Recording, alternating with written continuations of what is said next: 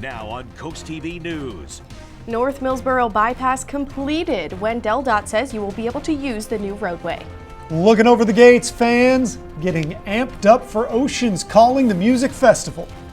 After a fiery UN speech, President Trump meets with world leaders, the high-stakes diplomacy and the message to world leaders about the West Bank. We have some stormy weather brewing to our west and expected to be served up later this evening. More on that coming up. This is CoastTV News at 5. Cars are expected to be hitting the pavement on the North Millsboro Bypass in just a few hours. Good evening. I'm Christina DeRobertis. And I'm Charlie Sakaitis. We begin tonight with a bypass years in the making, just hours away from officially opening up. The North Millsboro Bypass had its groundbreaking on Monday, and it was slated to open earlier this week, but the weather has now pushed that back to tonight. CoastTV reporter Brandon Ferguson gives us a bird's eye view of the North Millsboro Bypass from our coast copter. Christina, the bypass has 4 bridges in total and goes over the Millsboro Pond. And as we look down now from our coast copter, you can see them here. The 2-year bypass construction totaled at just over $140 million. On your screen now, you can see that red line. That's a previous route that drivers had to take. And now you can see the bypass highlighted by that green line. It's utilized the way it's supposed to be. A lot of the truck traffic will be diverted, and a lot of the vacation traffic. Late tonight, you will be able to access the North Millsboro Bypass, and tomorrow morning it will fully be open. In the Coast Copter over the North Millsboro Bypass, Brandon Ferguson, Coast TV News. This brings us to our Coast TV poll. We want to know, will you use the bypass, or what will you use it for most? Let's look at the results here. 37% say they will use it to skip downtown. 21% say for a faster commute. 42% say they will rarely use it, but no truckers going to be using it, I guess. We'll see if we can get some truckers to weigh in on this in the next hour. You can go vote at coasttv.com or use the Coast TV mobile app. Well, just like last year, the town of Ocean City expects to see around 50,000 people at this weekend's big music festival, Oceans Calling. Coast TV News reporter Kevin Zappe is live in Ocean City for us now. Kevin, everyone in town is bracing for the surge and the sound. Christina, we're at one of the entrances to Oceans Calling, and just like last year, expect long lines to get inside. From no one to everyone. That's what Parker Haywood and Olivia Kimball expect tomorrow as they return for their second Oceans Calling concert. For them, the year-long wait is worth it to see some of their favorite bands up close. I'm most excited about Modest Mouse. Yeah. Modest Mouse, and Blind Melon. Blind Melon, yeah. On your screen now is a look inside the 3-day event. And there's still work to do before gates open Friday. Crews making final preparations. Tom Perlazzo, Ocean City's Tourism and Business Development Director, says he's expecting waves of people and miles of smiles. We're looking forward to a huge weekend here in Ocean City. We have 55,000 guests that will be down here for 3 days. We're kicking off Friday night. With that kind of crowd, parking is going to be tough downtown. But there are additional options north of Ocean City. That's where buses lead up to bring concert goers in. But Haywood says last year, those buses filled up fast. Like if you want to have like a decent like bus trip back, I've heard like you don't even like stay for the headliner. Perlazzo says that's something the town is trying to fix. We actually have an additional 22 buses that the promoter is actually graciously contracted to get people out of the site at the end of the evening. On top of the extra transportations, cell towers near the inlet have been upgraded to improve service. And changes have been made to help with crowd flow, something Kimball has already noticed. This year they opened it up, so hopefully that's helpful.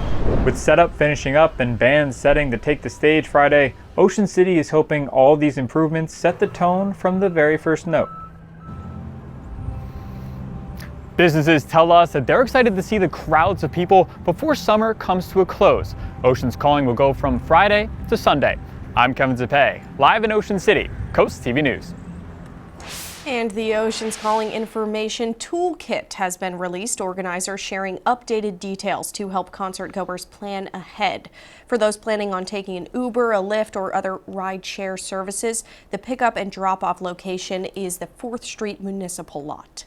Let's take a live look into Ocean City right now. And Paul, as everybody gets ready for that music festival, what sort of weather might they see? Well, we're watching out for some scattered showers actually begin to make its move into our area. In fact, it's already on the way. In Lewis, though, we're relatively quiet, but the cloud cover is thickening up as we'll sink back to the mid-70s. We're there, but we're in the 80s everywhere else. We have a lot of energy here to make this happen. We've already received, 1/100th or 3/100ths of an inch of rain. But here's the latest. Now, we're not seeing much in the way of rain manifesting for right now, but we're starting to see a cell that's beginning to pick up a little more momentum. It's prompted a recent marine warning. Now, this marine warning basically is a severe thunderstorm warning over the water, but now it's starting to make its way towards Best-Pitch as well as Copeland and in those areas. And as we track it, we're expecting for it to make its way towards Federalsburg by 5:38, Seaford by 5:44, and Bridgeville by 5:54. So we're tracking at least the initial cell of concern at this point.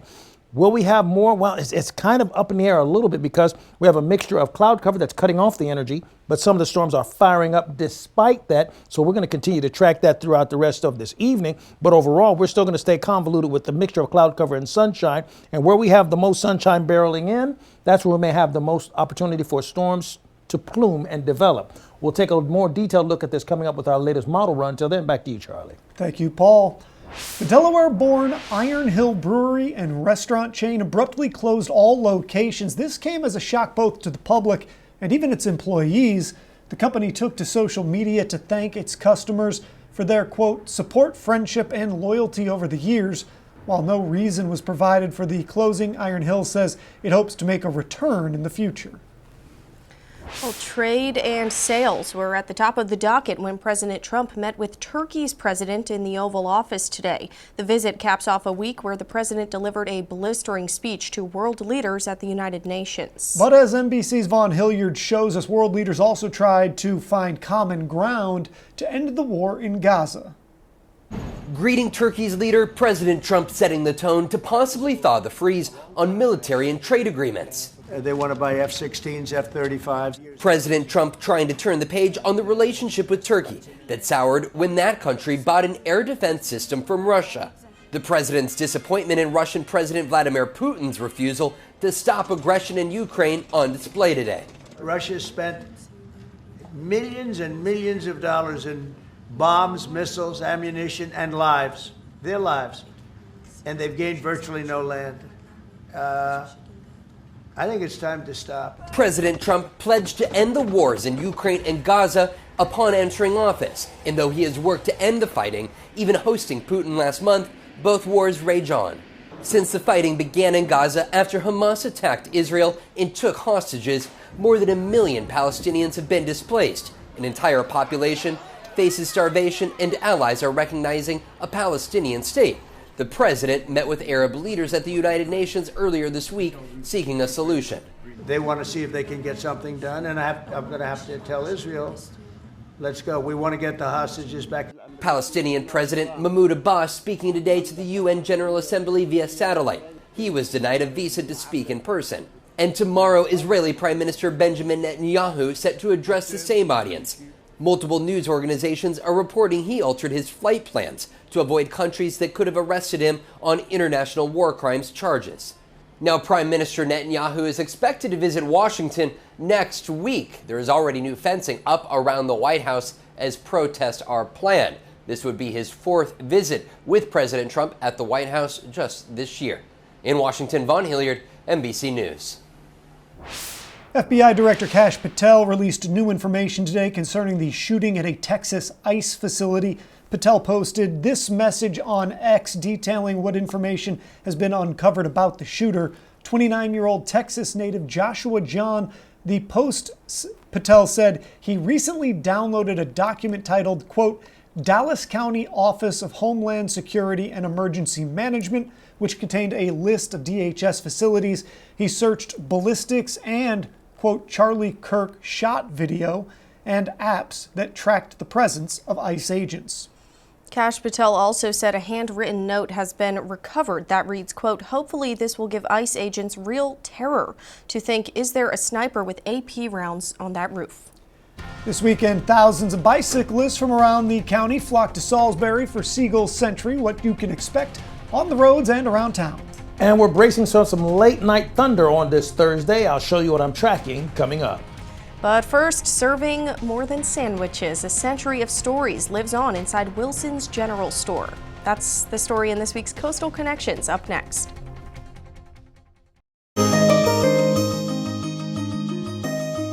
We all know Delaware is the first state, and with that comes a lot of history, a lot of old places. What was once a one-room schoolhouse in Georgetown evolved into a general store, and now it's widely considered the oldest deli in Delaware. In this week's Coastal Connections, Emma Aiken brings us to Wilson's General Store.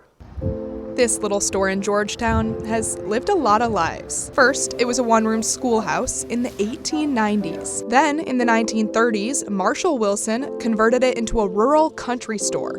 He named it Wilson's General Store. In the 70s, Marshall's son, Jim, took over. Jim had the store for 80 plus years, him and his father, and they built quite a culture here. So when we bought it 3 or 4 years ago, we just built on that base culture. That's Jim in the middle there. And on his sides, Laura Berberich and Tim Cupston, who've owned the store for the past few years, though Jim is still there most days. He was the Grand Marshal, still is the Grand Marshal. We owe it to this guy. Jim tells me you used to be able to buy everything at Wilson's. You could even walk into Wilson's and buy a sandwich and a gun in the same trip. What caught our eye is when we first passed here, we saw the sign. It said sandwiches, firearms, ammunition, and notary. And sitting behind those three is a group of regulars who can attest to those very memories. We bought our guns, ammunition under Jim Wilson. He made a lot of money off of us. Now Wilson's has evolved into mostly a sandwich shop.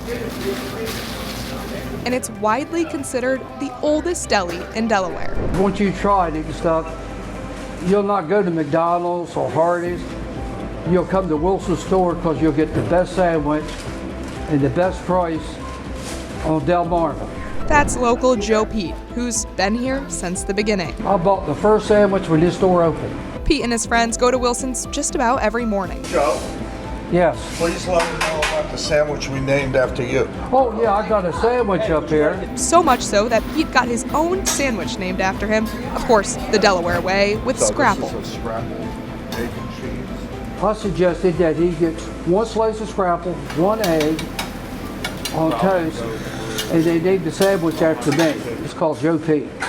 Rang the cowbell, and he quieted down. Pete says Wilson's is an escape. It's horrible how things is, but when you come to a Wilson store, you get cheered up. I mean, you come out positive. We try not to be negative. Right, Bob? Yes, you're right. Yeah, yes. We come out with a positive attitude.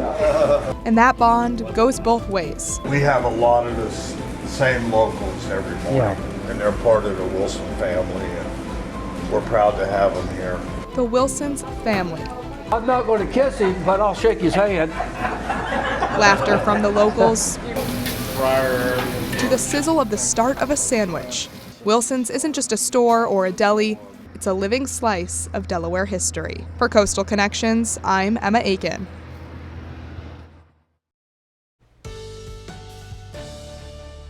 We have the potential of some thunderstorms for tonight, still holding true to that. Now it's all about timing, how fast they form, how fast they move, and that'll also determine how much rain we'll have to deal with from the wake of it. Now here's a look where we are in Dover with cloudy skies there. Now we've had some scattered showers already pester some folks just to our north, but everybody right now is in the 80s, so it's a typical summer-like situation. Now it's not 86, 87, or 89, so that's a good thing. That means it's not likely for this to turn into just a breakout of severe thunderstorms all over the place. But we are tracking some pretty impressive storms. We have one near Best Pitch and Oakland right now, and it's actually producing a bit of hail at this point. It's to the south of Rocky Hook, headed towards Vienna. Now, as we begin to track this with the latest movement, it's moving towards the northeast at about 25 knots. That's nearly 30 miles per hour. We're expecting it to move through Sharptown at 5:33, Seaford at 5:48, Bridgeville at 5:58, Georgetown at 6:08, and Ellendale at 6:14. It prompted a severe thunderstorm warning over the water, better known as a marine warning, but that has not continued. It's lost a little bit of its strength as it's passed over the landmass, and we don't have much behind it right now, so everything's all quiet right now. So we cross our fingers and hope it continues to stay that way, because we don't necessarily want to deal with storms later tonight, but it is a real possibility as this pushes through. Now, it's an interesting thing that's happening. We have this line that's well to our north. We have some stormy weather to the north. It's going to head towards the Philadelphia area. That's looking like more of a sure bet. But even with our latest run right now, we're seeing most of the thunderstorms we thought would target our immediate area is moving to our south. Get this. Marginal risk. So we're still on the low side of risk. And as far as the amount of rain we're talking about, we really don't go into concerns about rain until we get to like midnight going into Friday, and really most of Friday morning, Friday afternoon, Friday evening, up to maybe 1 inch in some areas. But then as we begin to track this, we see by 3 o'clock Friday afternoon, we see it clearing out for us, but we get cloudy again as we go into Saturday, bracing for a chance of scattered showers to develop Saturday night, popping with the thunderstorm between Milton and Ellendale, and then widespread rain kicks in by Sunday. Now, speaking of Sunday, we go into Sunday morning, we're looking at a half inch at least towards Milton, and then I began to kind of pinpoint what's happening with the possibility of rain going into like Sunday morning. We could have just over a half an inch in Georgetown, just over a quarter of an inch in Rehoboth Beach, and over an inch, nearly an inch and a quarter, for example, in Ocean City. Now, Saturday, we're looking at more of a massive amount of rain. This is a low pressure system that's going to be off the water. It's going to slide through, and another push of rain is going to come out of the south by the time we get into like Tuesday. This could also be connected to something else we're keeping a close eye on. We have Tropical Storm Umberto right now. And with Umberto, it's supposed to get to a Category 1 by Saturday and reach up to a Category 3, but swing away from the U.S. coast. This low pressure system to the south, this is supposed to drag and grab another system that we're keeping a close eye on right here that could develop behind it. Now, both of these are going to move this way and hopefully away from us unless the high pressure system comes in and cuts it off. By the way, looking at our oceans calling forecast, we're looking at cloudy skies with more chance of a rain on Friday. Finally, here's a look at your extended forecast. Thank you, Paul. It's week 4 in the NFL regular season, and we have Sunday night football right here on Coast TV. The Green Bay Packers facing off the Dallas Cowboys. Coverage that's going to begin at 7. Then you're going to want to stick around for Coast TV news following the game. And of course, everyone loves football, but don't forget, fall is also about marching band, and the Delmarva Sports Network will cover 6 marching band competitions featuring over a dozen schools from across Delmarva. The competitions will stream exclusively on DSN+, and the next one, that's scheduled for Saturday, September 27th. And it's almost that time again for the Bless Our Children campaign. Every year, Coast TV works to make the holidays brighter for kids across Delmarva. The money you give goes to local charities who buy Christmas presents. Right now, we're accepting applications from those nonprofits. The deadline to submit an application is next Wednesday, October 1st. You can find the link at blessourchildren.org. Coast TV News at 5 returns after the break. Salisbury is gearing up for a major fall tradition this weekend, the Seagull Century Bike Ride. The city says the cycling event is organized by Salisbury University, and bicyclists will take off on Saturday, September 27th. To keep riders safe, Bateman Street will be closed between Route 13 and South Division Street. Temporary restrictions will also be in place along South Division Street at Avery Street and between Francis Drive and Milford Street. And now here is a live look into Laurel. We'll have one more check on the forecast for you after this. This was the scene here on the bay side of Dewey Beach Wednesday. Emergency responders practicing hoists from the deck of a boat. Delaware State Police Aviation Unit, the Delaware State Police Maritime Unit, the Delaware Department of Natural Resources Police, and the Rehoboth Beach Volunteer Fire Company were also a part of the training. Sounds like a party. All right, here in Dover, we're with cloudy skies at this point. We're keeping a close eye on at least one cell that's going to be making its way towards the Seaford area right about around the 6 o'clock hour. We'll continue to track that for you. Our umbrella giveaway winner, Matthew Wilson of Lincoln. Congratulations, courtesy of Paul Davis. Keep up with the latest on the storms by calling our weather line, 443-880-9100. Your forecast is just a call away. Sponsored by the Office of Bruxted, Mandalis, and Federico. And finally, here's a look at your exclusive 10-day forecast. Watching out for a little rainy situation by Saturday. Okay, thank you, Paul, and thank you so much for joining us for Coast TV News at 5. For more news, for more local weather, download our Coast TV News app. Inside Edition is up next. And we'll see you later tonight for Coast TV News at 6. Have a great evening.